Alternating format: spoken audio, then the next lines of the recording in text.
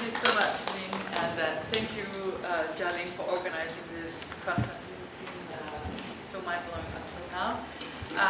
I've for many years worked on sperm banking and sperm banking and fertility traveling to Denmark, where we have a large industry on sperm banks. But today I'm going to give you a presentation on my new work. I've carried out interviews on men who have deposited sperm in the sperm banks, so for their own use. So I did these interviews in January and February, so it's very new material, so you are very welcome to come with criticism and challenge my theoretical ideas that I kind of try to work into this. Okay. Now it becomes philosophical. If I had endless resources, I would send my sperm into space in a space probe, not aiming it at anything in particular. Then I would know that it could travel around the universe for a billion years and maybe get caught by an unknown species for further examination. Lagerboom had deposited his sperm prior to a vasectomy, ended the interview regarding having a sperm deposit on this, to me, surprising note. Being the first sperm deponent I interviewed, his comment drew my attention to the question of what a sperm deposit means and does for men prior reserving the sperm, other than enabling the possibility of having children. Although Lauger's wish was not shared by all the deponents, it turned out that the deposits are embedded with imaginaries entangled in stories of love, life, and legacy. Imaginaries that make sperm deposit an excellent technology to study in order to inquire into men's reproductive lives. And this is why I in this paper asked what social technological imaginaries are at stake in the men's narratives of sperm depositing, and how do they reconfigure understandings of masculinity, kinship, and reproduction. So what particularly has fascinated me talking to sperm deponents is how the materiality of cryopreservation of sperm deposits enable and reconfigure and displace common understandings of masculinity, kinship, and reproduction. And the imaginary sending sperm into the universe through a spaceship is one such displacement of masculinist imaginaries of legacy. This is why I draw on Sheila Jasanoff's term, socio-technical imaginaries.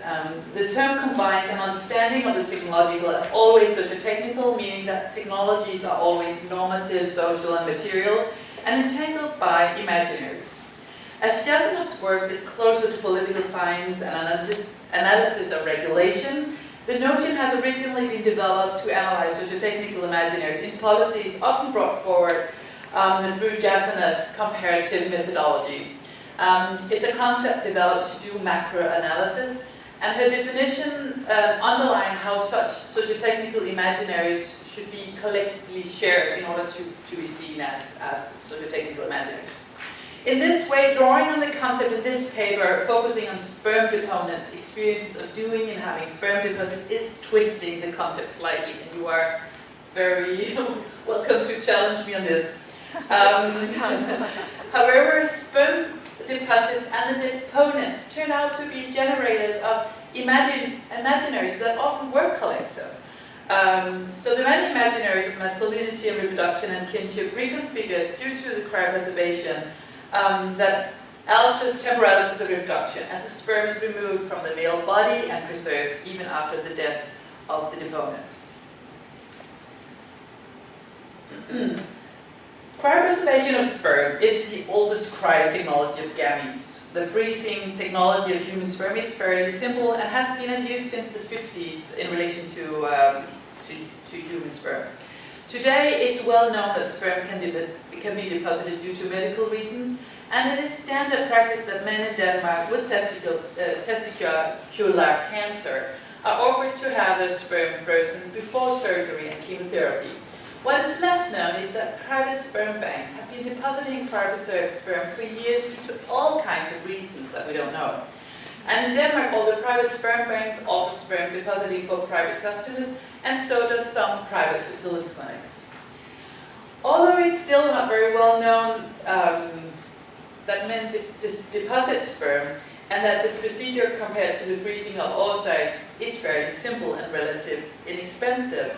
This may be changing, with the increasing reports on how men's age and environmental factors impact sperm quality.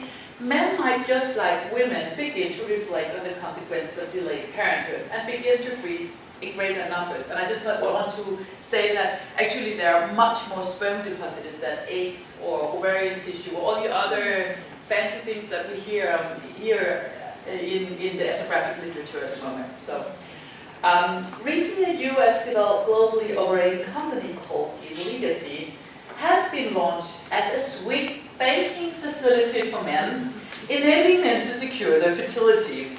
And although the freezing of sperm is done globally, so you do it in a clinic locally and then you send it off, this is to my knowledge, the first attempt to make sperm depositing an object of commercialization, like the companies focusing on the social freezing of eggs. So this is why I decided to interview men who had deposited their sperm. And I recruited 30 men through a sperm bank, and with 30 deponents, I've carried out semi-structured interviews lasting from 20 minutes to 1.5 hours. And after having interviewed these men, I must say it became clear that the reasons for depositing are many, and they are not medical and often multiple. And these are some of the reasons that I line up here. So illnesses, vasectomy, some have been donors, some have difficulties delivering sperm on the spot for IVF treatment, traveling to war zones, and then there is also social freezing going on. So, the deposits seem particularly central in order to reconfigure, store, and remake masculinity, as all the deponents either experienced losing their fertility or feared the end of their fertility at some point. Even those who did not face an acute end of the fertility due to a vasectomy or treatment that could cause sterility feared losing the fertility so much that they decided to store the sperm as a prevention. Apart from those sperm deponents that previously had been donors and therefore was used to the routine of donating sperm, the practice of doing the deposit for the first time revealed how depositing is interconnected with heterosexual practice and stereotypical understandings of masculinity. And although, as I interviewed Ivan, his experience of making his deposit was a few years back, the experience had marked his memory. So he spoke vividly about how it was to deliver the first sample as a deponent. And he says, I think I walked back and forth on this sidewalk several times. I walked around for 10 minutes, back and forth. It was by a bus stop, and there were a lot of people, and you had to enter this doorway where it said Sperm Bank, with big fat letters. It was weird to walk in there, like, oh, what do people think? And the silly thing was that I had been at that bus stop several times before, but I had never noticed that anyone has entered that door. And then I entered, and it is exactly what I had expected. It was white walls, glass, and a white desk, white gowns, and a waiting room. And you could have some water. It was just like you had gone any other place, and now you were waiting for your turn. Then I went to the desk. I was pretty cool, but I recall that I was pretty nervous too. So my hands were cold because I was a bit anxious in regards to the situation, because this has something to do with sexuality and fertility. And it is not a theme where I just stop people in the street and talk to them about it. It's private, it's a private matter. So for today, I'll spare you for the very detailed part about how Ivan going into the booth makes the sample and so on, which, not unlike a lot of the other deponents, explain with lots of humor, and which continues as he explains. I saw myself walk around like a confused chicken without my head, into the room and booth and out of the booth again and over to deliver the common plastic, and it was transparent. Everyone could see, well, that was not so much there, or wow, this is too much, it's soon spilling all over. Ivan had been diagnosed with cancer while he was 23. However, as he got his diagnosis, he was offered to make a deposit paid by the public to secure his fertility in case he would have to go through chemo with a high risk of becoming sterile. In his case, he had to go through surgery only a few weeks after the diagnosis, but he decided a few days later to do it after a long conversation with his girlfriend regarding life and death. In this state of anxiety and shock, depositing was an awkward experience. His hyper-consciousness of what others might think of him visiting the sperm bank, where he was going to do a sexualized and private act, and the visibility of the amount of sperm in the cup connected understandings of masculinity, potential lack of fertility, and sexuality. In this way, the socio-technical imaginaries that also emerged through practices were sexualized and connected to masculinity. The deponents I interviewed, who had initially deposited sperm due to an illness, had either made the deposit on their own initiative, or they were informed by the medical staff, like Ivan, that it would help them secure future reproduction. The question of potential sterility or living as sterile after having overcome the illness was a central theme, and also what made those deponents who found it difficult to overcome their quarrels do it. To Laurits, the deposit had been helpful. With his sterility, his masculinity had only been slightly compromised. He explains how the sterility had impacted on his sense of masculinity by comparing with women having a breast removed. So, he says, maybe a little bit, but it's not like how it would be as a woman to lose one of her breasts. It's nothing I'm ashamed of or hold back, and I know it's silly. Maybe it has taken a few %, a little sting in one's sense of masculinity. Although Laurits had felt his sense of masculinity challenged due to his sterility, what was more important to him was that he had survived the cancer, a cancer he told me almost had taken his life, and that his cryopreserved sperm had resulted in children as he became ready to become a father. In this way, the deposit had both been a deposit for his fertility and masculinity. To the men having vasectomy, there are different understandings of being infertile. For some, the fertility prior to the vasectomy had no importance, and it was taken for granted or secured them in the decision to have the surgery. While for others, establishing the deposit, trusting the technology was central for them to be able to make the decision of having the surgery performed, as they felt that their sense of masculinity was compromised. And to Turia, this was particularly central, and he had signed up for a vasectomy twice. Both times he had cancelled last minute, as he feared the surgery being performed. So, but he tells me, it's in order to become ready for the vasectomy. Man has a sense of castration fear. I have this castration fear, and so does some of my other friends, that you are not a man anymore. It's like to go with belt and braces. When you get a vasectomy, you take off the braces, but you still have the belt. It's like, how much man are you? A man basically needs to provide food for the home, and then he needs to be able to make his wife pregnant. That's it. I know it's not like that anymore. This was how it was when I was a kid, with my parents. It was my father who provided the money while my mom took care of the kids in the house. You might argue that the situation we have now, where everything is possible, is new, but it does not change the perception me and some of my younger friends share of what a man should be able to do. And that it is in that moment when a man has a vasectomy that you are not able to become a father. That means that you cut away what a man should be able to do. Masculinity and being a man is in Turia's perception very closely related to being able to reproduce. The vasectomy is more connected with the fear of castration, which is a somewhat different procedure than vasectomy. Hereby Turia stressed that he fears that his sexuality will also be compromised by the vasectomy. The deposit does, however, in his perception, secure his masculinity, and he hoped with time the experience of security would make him have courage to go through the vasectomy. In this way, the technology of depositing is also a socio-technical imaginary of storage or displacement of the deponent's masculinity. To have children of one's own, or at least have the chance of having them, was the central theme to the deponents. And Bjarne, who had been through cancer treatment as well, due to testicular cancer, described it in the following way. And of course I know I have that deposit. It feels like because my testicles have been removed and I do not anymore have the option to have a child naturally. It feels like less permanent, less serious, and I think that if I had not had that option, I would have been in a process of greater loss in my perception. It limits the permanent damage of the cancer treatment. And I kept that option. It might become a more complicated process than it would have been otherwise, but it means that if I ever want to be a father, it's possible. Interestingly, a sperm deposit is imagined as security regarding future fertility. To Laurits, who had 2 children due to the help of his sperm deposit and treatments in first a public and then after a private clinic with IVF, he stressed like Bjarne how thankful he was to technology available. To have kids meant the world to him.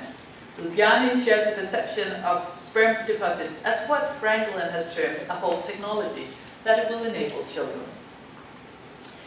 Reproductive control was another recurrent theme and also emerged in other ways, deeply entangled with understanding of gendered norms and male reproductive rights. Erik, a fertility traveler of sperm deposits, who studied in Norway, had chosen to deposit sperm in Denmark in order to secure his sperm before a vasectomy. And he says, in Norway, it's only as far as I know through the public state-owned sperm banks, possibly to have a deposit in case you go through chemotherapy or treatment that may result in sterility. For the rest of us wanting it of personal reasons, there is no service in Norway. I live a free life, and I don't want to limit my options. On the other hand, I'm very frustrated that apart from condoms, there are almost no way for men to control the fertility. You may easily end in a situation where you as a man have an unwanted child, because all kinds of contraception when it comes to family planning is placed on the women, or the responsibility is placed on the women. And I don't suggest it should not be like that, but there ought to be other ways, some options for men to control his body and his fertility. However, we live in the world of today, and there is a choice between almost not having any control, apart from using a condom, but we know that it's not safe either. There may happen unforeseen events with a condom. There are ways that women conceive although you are careful using a condom. And on the other side, it might happen without knowing much about it. That a woman wants a child and that she makes a hole in the condom prior to the sexual conduct. I have a close friend that experienced that. And since I have not taken any chances, so this is the only way to retrieve the control over my reproduction. The only way Erik found he possibly could control his reproduction and fertility was to have a vasectomy and prior set up a sperm deposit, just in case. However, the fear of being cheated not only by the body and the condom, but also the women he was involved with was strong. And the technologies of vasectomy to end fertility and his deposits in the bank would enable him that needed control. To succeed in establishing that reproductive control, he had to go to Denmark, where the legislation was liberal, and the sperm bank facilities made it easy and accessible to set up a deposit. With the technology of sperm depositing, a socio-technical imaginary of control emerges, not only seeing the deposit as a technology of hope enabling children, but also securing control to when, where, and with whom potential children should be made. This sense of control was closely linked with the ways that most of the deponents described the deposit as an insurance and how kinship and relatedness was part of the socio-technical imaginaries. Laude was one of the deponents using the term insurance, describing his sperm deposit. The way that insurance was used by him was closely entangled with understandings of kinship and relatedness. If I should have the surgery done, in order to be sure in my decision, I would have an insurance in the bank in case my relationship broke. It was a way to live with knowing that life can lead to turbulent changes. For those of the men who already had children but still paid for the deposit, the fear of the death of existing children in the future was often mentioned as a central reason for why the deposit was kept and not destroyed. Another reason mentioned was if there would be a change of life partner. He even explained to me that he had decided not to speak to his wife about the deposit as he had had his vasectomy done. And he said, I have kept it a secret. When I think about it, I don't know if she would perceive it as a bit disloyal. She's almost my age too. I don't know if she would think that I would want to continue with someone else afterwards. And that's not the reason. Now, I had the possibility to secure myself, because otherwise it would be more or less definitive. In this way, the deposit can be seen as a reconfiguration of adultery, where the secrecy is in the imaginaries of a breakup and a new partner, which could be seen as disloyal and an unnecessary safety for the wife. While the question of adultery was connected to potential futures, the deposit was for some also a way of connecting relatedness into the past. Lasse had established the deposit after a breakup a few years ago to secure his sperm quality. Due to a lot of fertility campaigns that have been running the past years regarding sperm quality in the Copenhagen municipality, he was afraid that he would face infertility one day. And he had not received a vaccination as a child, so he also feared it comes to autoimmune illnesses. So, however, he also had deposited because he wanted to make a will out of the sperm deposit to his ex-girlfriend in case he would die. And in Denmark, you can make a will so that sperm can be used posthumously after your death.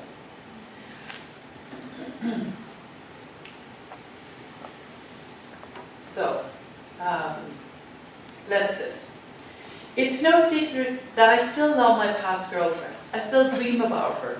I thought it was her that should have access to the deposit." And he later continues, "I think it's about dreams, right?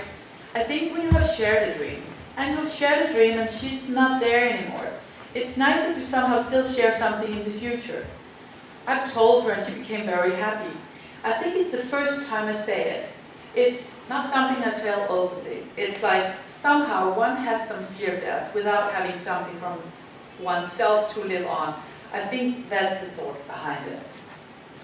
So in this way, the deposit enables reworkings of potential relatedness of love in a broken relationship.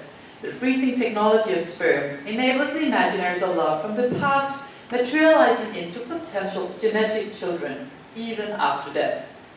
To me, it was striking how the narrative of the importance of genetic children were retold in many different ways in the narratives of the men. Even the men that argue they do not want children and have had a vasectomy, they still want to hold on to the potential of having genetic offspring one day.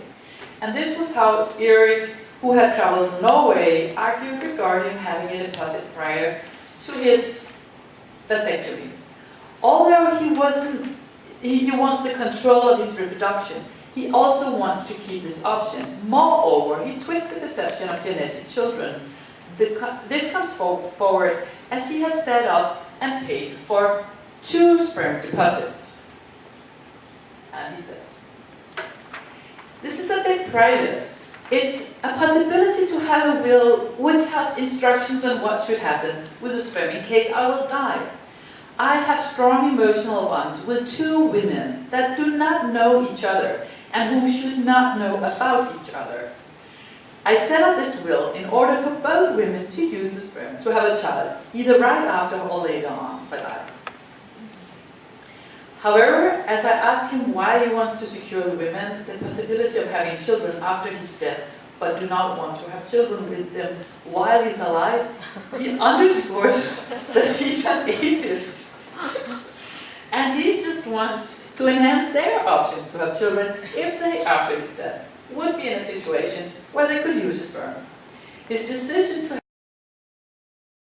have a vasectomy is a way to bypass men's missing reproductive rights and options. He is in this way practicing a control over his body and sperm in a way where he still renegotiates relatedness for the 2 women he loves, securing genetic legacy." So, in conclusion, sperm deposits, just as so many other reproductive technologies, turned out to be a fascinating window to inquire into the emergence of masculinity, kinship, and reproduction. And I've drawn on Jasna's notion of socio-technical imaginaries because I find that the narratives told about sperm deposits evoke many socio-technical imaginaries that enable insights to why men freeze. What I've been fascinated about is how trying to read through my material, masculinity, reproduction, and kinship are reproduced, reconfigured, and displaced. To some of the men, the fear of castration and impotence connote decreased male fertility is perceived to be partly overcome by the depositing of fertile sperm. And this is not least the case in relation to those men carrying out vasectomies or thinking of having a vasectomy done. The stored sperm almost becomes stored masculinity, enabling to do the vasectomy without feeling castrated, impotent, or in practice still being fertile. The deposit also enables and displays understandings of kinship. It's a technology that first of all has emerged in order to secure children of one's own in the future, or even after death. The deposit's temporality and potential of prolonged reproduction can however also make them seem like displays and potential adultery. At the same time, the deposit can also ensure the love to an ex-partner and be aware of storing and keeping reproductive dreams and relatedness alive on ice. Finally, sperm depositing becomes the socio-technical imaginary of male reproductive control, securing if and when reproduction should take place. A fantasy that is, however, also challenged, not least by the most heartbreaking story of them all told by my informant, Pelle. He had deposited sperm due to cancer treatment in his youth. He still had his sperm stored, although him and his current wife had had a child without further technological help. He had, however, not only been hit by cancer in his life, his wife had been so ill in relation to the pregnancy that following the doctors had recommended that she would not have another child. Unfortunately, the only son died from brain cancer as a toddler. And now they had sperm stored. However, they were unsure if and how to proceed trying to have more children. And while a lot of the deponents have told stories that hold on to an understanding of how sperm deposits secure genetic children and male reproductive control, Pelle told a very different story. In the current situation, him and his wife were in. They had to choose between not having more children, trying to adopt or go into the grey market of surrogacy, where Pelle's sperm deposit could become a use. And telling me this story, he was one of the few that began challenging the idea of genetic kinship and technological and reproductive control that was prevalent in most of the stories I've heard. Cancer, death, and illness had in practice challenged the socio-technical imaginaries of technological fixes and control that otherwise permeate the narratives told, and replaced them with an understanding of the deposit and other reproductive technologies as possibilities that might or might not enable Pelle and his wife one more wanted child. Thank you.